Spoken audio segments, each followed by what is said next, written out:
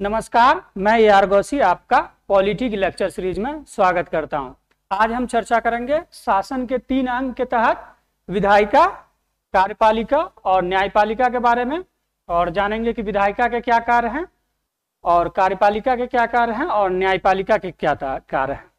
किसी भी सरकार के सामने शासन चलाने के लिए 3 चुनौतियों का सामना करना पड़ता है। पहला है कानून बनाना, दूसरा है कानूनों के अनुसार शासन चलाना, और तीसरा है जब कोई विवाद हो जाए तो कानूनों के अनुसार उन विवाद का समाधान करना। तो विधायिका का कार्य है कानून बनाना, और कार्यपालिका का कार्य है कानूनों के अनुसार शासन चलाना, और न्यायपालिका का कार्य है जब कोई विवाद हो जाए तो कानूनों के अनुसार उस विवाद का निपटारा करना। प्राचीन समय में जब राजतंत्रीय व्यवस्था थी तो कानून का निर्माण राजा के द्वारा ही होता था।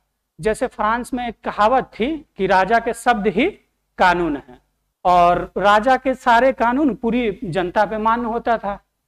और धार्मिक देश में, कुछ जैसे धार्मिक देश है, वहां धर्म ग्रंथ के आधार पर कानूनों का निर्माण किया जाता था, और धार्मिक ग्रंथ जो है उनकी व्याख्या के आधार पर ही राज्य का शासन चलता था। और धार्मिक धर्म से संबंधित जो प्रमुख पुरोहित या मौलवी लोग होते थे, उनकी व्याख्या के आधार पर धार्मिक ग्रंथों की व्याख्या की जाती थी और राज्य का शासन चला जाता था।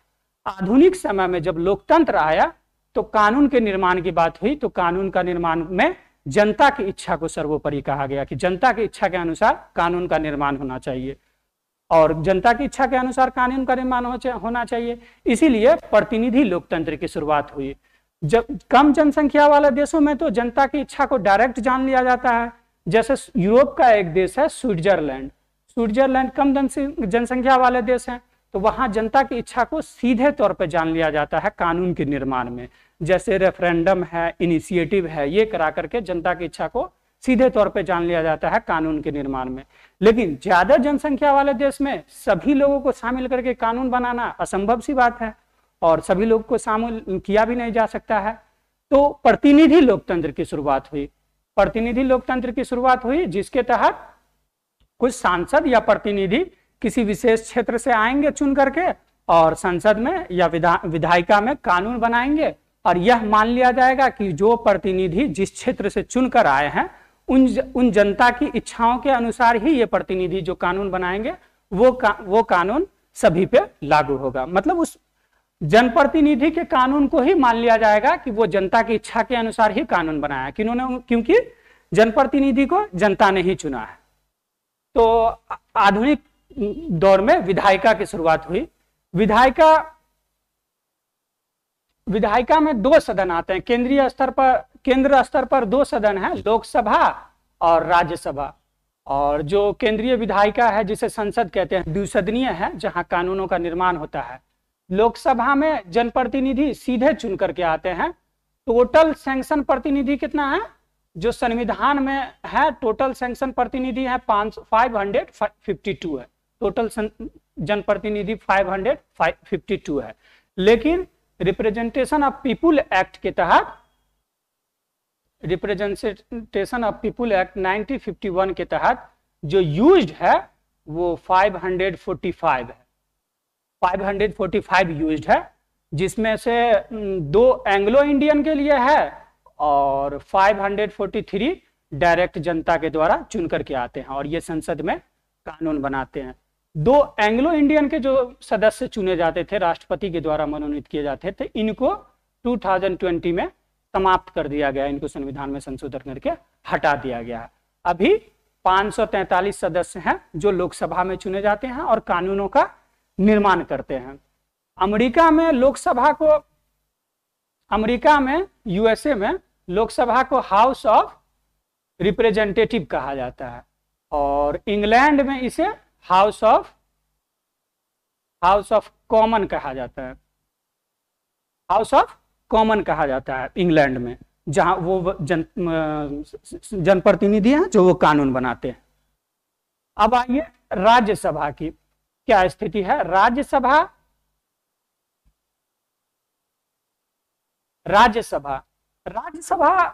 की स्थिति, राज्यसभा की सदन की जरूरत उस देशों में पड़ती है जहां संघात्मक ढांचे की जरूरत होती है, और राज्यों को प्रतिनिधि दिया जाता है। उस और संघात्मक ढांचे वाले जो देश होते हैं उन देशों में राज्यसभा की जरूरत पड़ती है। और राज्यसभा में जो टोटल सैंक्शन सीट है वो है 250 सीट है। टोटल संविधान में जो सैंक्शन है 256 है, 50 है।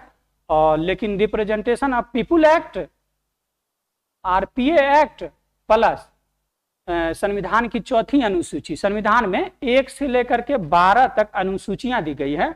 उसमें चौथी अनुसूची में राज्यसभा के में सीटों के बारे में बताया गया है, जो कि विभिन्न राज्यों में और जो केंद्र शासित प्रदेश है वहां से कितने लोग प्रतिनिधित्व करके राज्यसभा में जाएंगे। तो सीटों की संख्या को चौथी अनुसूची में निर्धारित किया गया है।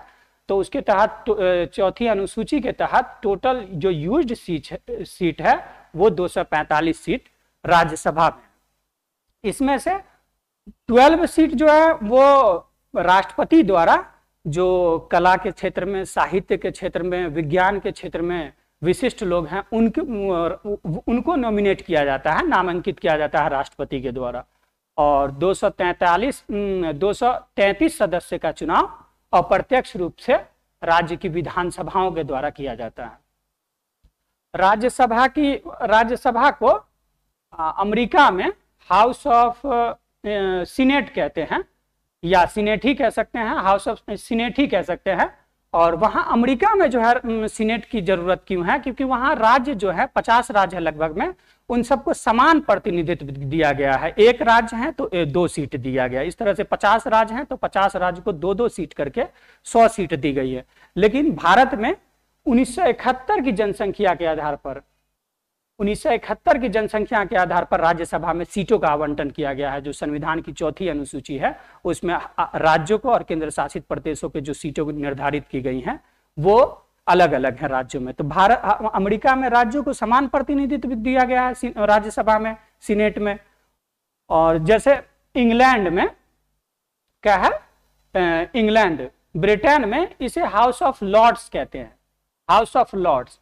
वहां राज्यसभा नाम की कोई चीज नहीं है। हालांकि इंग्लैंड में एकात्मक शासन है, यूनिटरी गवर्नमेंट है, लेकिन फिर भी वहां सिंबॉलिक रूप से हाउस ऑफ लॉर्ड्स को रखा गया है, जहां पर इंग्लैंड की परंपरा को और कुछ गणमान्य व्यक्ति को लाने के लिए हाउस ऑफ लॉर्ड्स का गठन किया गया है, ताकि कुछ गणमान्य व्यक्ति या विशिष्ट व्यक्ति जो हो वो हाउस ऑफ लॉर्ड्स में आ सके।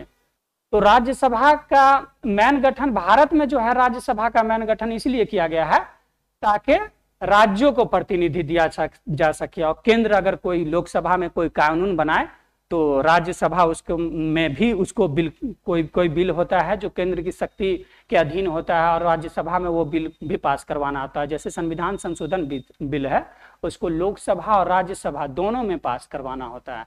लोकसभा और राज्यसभा से पास करने के बाद जब राष्ट्रपति के पास जाता है, जब राष्ट्रपति अनुमति देते हैं, तब जाकर के कोई भी कानून बनता है। तो राज्यसभा की स्थिति भारत में यह है कि वो राज्यों के हितों का संरक्षण करे, और राज्यों के हितों का संरक्षण करें, इसलिए इसमें राज्यसभा में राज्यों के प्रतिनिधित्व दिया जाता है। और राज्यों की ओर से जो विधानसभाएं हैं वहां से अप्रत्यक्ष रूप से प्रतिनिधि चुन करके राज्यसभा में जाते हैं। 2003 में पहले ये एक प्रावधान था कि 2003 में से पहले यह प्रावधान था कि जो प्रतिनिधि जिस राज्य से आते हैं उनको वहां का निवासी होना चाहिए, लेकिन 2003 में यह प्रावधान हटा दिया है। राज्यसभा में निवास की शर्तें को हटा दिया गया है।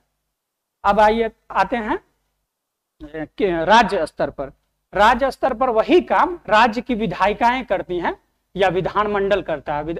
राज्य में भी 2 सदन होते हैं, एक विधानसभा और एक विधान परिषद। विधान परिषद जो केंद्र स्तर पर केंद्र कानून बनाते हैं, वो राज्य स्तर पर राज्य की विधायिकाएं कानून बनाती हैं। जो राज्य की सूची में संविधान में 7वीं अनुसूची, संविधान में 1 से लेकर के 12 अनुसूची दी गई है, उसमें जो 7वीं अनुसूची है उसमें राज्य की अनुसूची में राज्य कानून बनाएंगे और केंद्रीय अनुसूची में केंद्र कानून बनाएंगे, केंद्रीय विधायिका। तो उसी में 7वीं अनुसूची में जो राज्य सूची के विषय हैं उसके तहत विधानमंडल कानून बनाते हैं। विधानमंडल में 2 सदन होते हैं, एक विधानसभा और दूसरा विधान परिषद। हालांकि अब मूल संविधान में कुल 8 राज्य में द्विसदनीय व्यवस्था थी, और ये कोई कंपलसरी नहीं है कि द्विसदन होना चाहिए। अगर कोई राज्य ये चाहे कि हमको विधान परिषद नहीं रखना है तो वह अपने विशेष बहुमत से 2/3 बहुमत से संसद में एक रिजोल्यूशन संकल्प पारित करके संसद को भेज सकती है और संसद विधि द्वारा विधान परिषद को हटा भी सकती है। तो अभी वर्तमान में टोटल 6 राज्य में, और अभी आंध्र प्रदेश और तेलंगाना जब अलग हुआ है तो 7 राज्य हो गए। तो 7 राज्य में विधान परिषद हैं। विधान परिषद में एक आंध्र प्रदेश में और तेलंगाना में, दूसरा महाराष्ट्र में और कर्नाटक में, और तीसरा बिहार और यूपी, और उसके बाद जम्मू कश्मीर में। ये 7 राज्य में विधान परिषद हैं जो विधान परिषद का गठन किया गया है। और बाकी जगह पर विधानसभा से ही विधानसभा के द्वारा ही कानून बनाया जाता है राज्य सूची के विषय को। और विधानसभा में टोटल मैक्सिमम संविधान में कहा गया है 500 सदस्य होने चाहिए और मिनिमम 60 सदस्य होने चाहिए। मिनिमम 60 सदस्यों की संख्या निर्धारित की। लेकिन कुछ विशेष प्रावधान के तहत, जैसे गोवा है, गोवा में 30 सदस्य हैं विधानसभा के, तो इनको आर्टिकल 371 के तहत विशेष प्रावधान के तहत यहाँ पे 30 सीट है। सिक्किम है, वहाँ भी 32 ही सीट है विधानसभा के सदस्य। तो ये विशेष प्रावधान के तहत मिनिमम 60 होना चाहिए विधानसभा के लिए और मैक्सिमम 500 होने चाहिए। वैसे विधान परिषद के लिए भी है, किसी भी विधान परिषद की सदस्य मैक्सिमम जो है ना, उस राज्य की विधानसभा के सदस्य का 1/3 होना चाहिए, 1/3 से ज्यादा होना चाहिए। मान लीजिए कोई राज्य में 300 विधायक या एमएलए है तो उसका 1/3 मतलब 100 से ज्यादा सीट नहीं होनी चाहिए। और मिनिमम विधान परिषद की सदस्य 40 होना चाहिए, इससे कम नहीं होना चाहिए। ये अलग अलग क्षेत्र से आते हैं। विधान परिषद के लिए चुनाव का एक अलग है कि 1/3 सदस्य जो आएंगे वो नगर पालिका या जिला बोर्ड के सदस्य द्वारा चुने जाते हैं, और इसमें से 1/3 जो होते हैं वो विधानसभा के सदस्य द्वारा चुने जाते हैं। जो विधानसभा जिस राज्य में विधान परिषद का गठन किया गया है उस राज्य की विधानसभा के द्वारा चुने जाते हैं। और 1/12 सदस्य जो होते हैं उस राज्य के ग्रेजुएशन जो कर चुके हैं, 3 साल जिनको ग्रेजुएशन किए हुआ हो गया है, वो उनके द्वारा चुन के आते हैं। और 1/12 सदस्य जो उस राज्य में मिडिल स्कूल में, माध्यमिक स्कूल में 3 साल से पढ़ा रहे हैं, उनके द्वारा जो सदस्य हैं वो चुन के आते हैं। और 1/6 सदस्य गवर्नर के द्वारा नामांकित किए जाते हैं, जो कला और साहित्य के क्षेत्र में हो, विज्ञान के क्षेत्र में स्पेशल उपलब्धि रखे हो, उनके द्वारा नियमित किया जाता है। तो हम उम्मीद करते हैं कि आपको यह विधायिका के बारे में जो कानून बनाती है उनके बारे में यह लेक्चर अच्छी तरह से समझ में आया होगा। नेक्स्ट लेक्चर में हम कार्यपालिका और न्यायपालिका के बारे में चर्चा करेंगे। तो आपको यह लेक्चर अच्छी तरह से समझ में आया होगा, हम उम्मीद करते हैं। फिर हम आपसे मिलते हैं नेक्स्ट वीडियो में। तब तक के लिए धन्यवाद।